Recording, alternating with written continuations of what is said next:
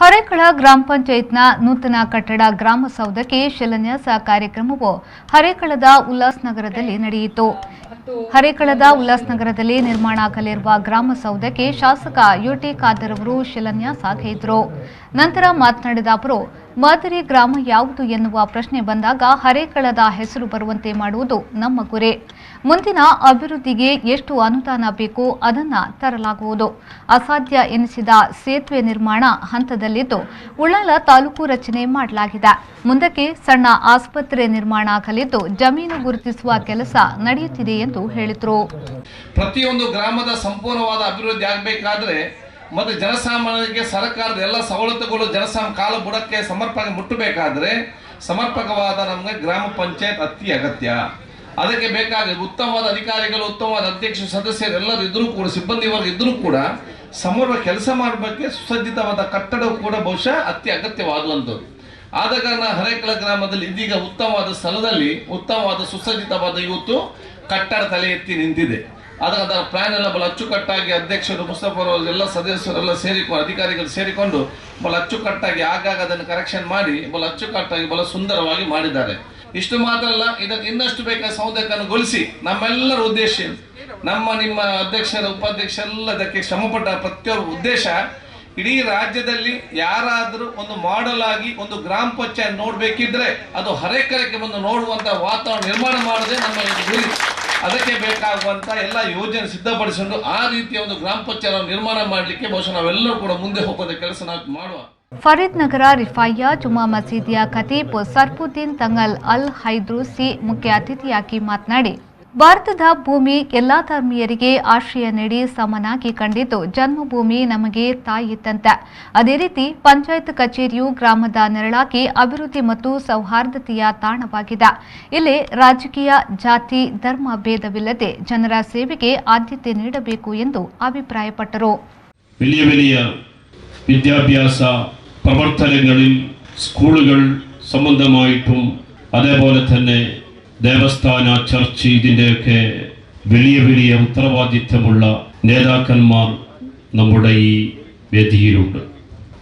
ദീർഘമായ ഒരു ആശംസ പ്രസംഗത്തിന് മുതിരാതെ ഈ പരിപാടിയിൽ നമുക്ക് കാണാൻ കഴിയുന്നത് നമ്മുടെ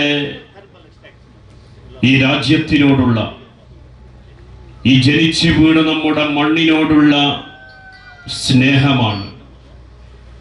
ഈ ഭൂമി അത് നമ്മുടെ സ്വന്തം മാതാപിനെ പോലെയാണ്. നമ്മെ എല്ലാവരെയും ഇവിടെ ചേർത്ത് പിടിക്കുന്നു നമ്മുടെ ഈ ഭൂമി. ഇതിന് ജാതിഭേദ മതവ്യത്യാസങ്ങളില്ല. ഹിന്ദുവെന്നോ മുസ്ലിമെന്നോ ക്രിസ്ത്യനെന്നോ മറ്റുള്ള മതമെന്നോ ഭേദമില്ലാതെ നമ്മെല്ലാവരെയും ഒരു ಉತ್ತಮ ಮನುಷ್ಯರಾಗಿ ಎಲ್ಯಾರ್ ಪದವು ಪವಿತ್ರ ಶಿಲ್ಪಿ ದೇವಾಲಯದ ಧರ್ಮಗುರು ಫಾದರ್ ಜಾನ್ ಡಿಸೋಸ ಅವರು ಮಾತನಾಡಿ, ಗ್ರಾಮದ ಮನೆ ಪಂಚಾಯತ್ ಆಗಿದೆ. ನಮಗೆ ಸರ್ಕಾರದ ಮಟ್ಟದಲ್ಲಿ ಆಗಬೇಕಾದ ಯಾವುದೇ ಕೆಲಸಕ್ಕೂ ಪಂಚಾಯಿತಿಯ ನಿರಪೇಕ್ಷಣಾ ಪತ್ರ ಬೇಕಾಗುವುದರಿಂದ ಗ್ರಾಮ ಪಂಚಾಯತ್ ಎನ್ನುವುದು ಗ್ರಾಮದ ಜನರ ಕಾಲಿನ ಅಡಿಪಾಗ ಇದ್ದಂತೆ. ನೂತನ ಕಟ್ಟಡದ ಮೂಲಕ ಗ್ರಾಮಸ್ಥರಿಗೆ ಇನ್ನಷ್ಟು ಸೇವೆ ಲಭಿಸುವಂತಾಗಲಿ ಎಂದು ಹೇಳಿದರು. ದೇವರಿಗೆ ಮೆಚ್ಚುನ ಈ ಕಾರ್ಯ ಆದುಂಡು ಎಂಕ ಅನಿಸುಂಡು. ಈ ಕಟ್ಟಡ ಮುಲ್ಪದ ನಾಗರಿಕರಿಗೆ ಪಂಚಾಯತ್ ಕೊರ್ಪುನಂಚಿನ ಸ್ವಾತಂತ್ರ್ಯದ ಅಮೃತೋತ್ಸವದ ಒಂಜಿ ಕೊಡುಗೆ ಪಂಡದು. ತುಳೆ ಪಂಚಾಯತ್ ಒಂಜಿ ಅಪ್ಪೆ ಇತ್ತಿ ಲೆಕ್ಕ. ಬಾಲೆಗೆ ಅಪ್ಪೆನ ಅಗತ್ಯ ಉಂಡು.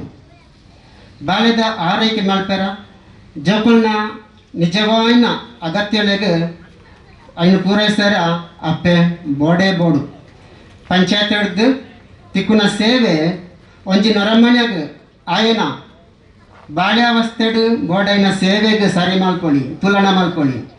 ಬಾಲ್ಯಾವಸ್ಥೆಷ್ಟು ಆರೈಕೆ ತಿಕ್ಕು ಜಂಡ ನರಮನೆನ ಬೆಳವಣಿಗೆ ಆಪುಜಿ. ಅಂಚಾದ ನಮಗೆ ಪಂಚಾಯತ್ದ ಸೇವೆ ಅತ್ಯವಶ್ಯ. ಅಂಚಿನ ಸೇವೆ ಕೊರಿಯರ ಬೋಡಾದ ಅಗತ್ಯಪ್ಪುನ ಕಾರ್ಯಗಳನ್ನು ಮಾಡ್ತಿರ ಪಂಚಾಯತ್ ಅಧಿಕಾರಿಗಳು ಆಲೋಚನೆ ಮಾಡ್ತದ ಸ್ವಲ್ಪ ಒಂಚಿ ಕಟ್ಟಡನು ಇಲ್ಲಿ ಶುರು ಮಾಡ್ತದೆ.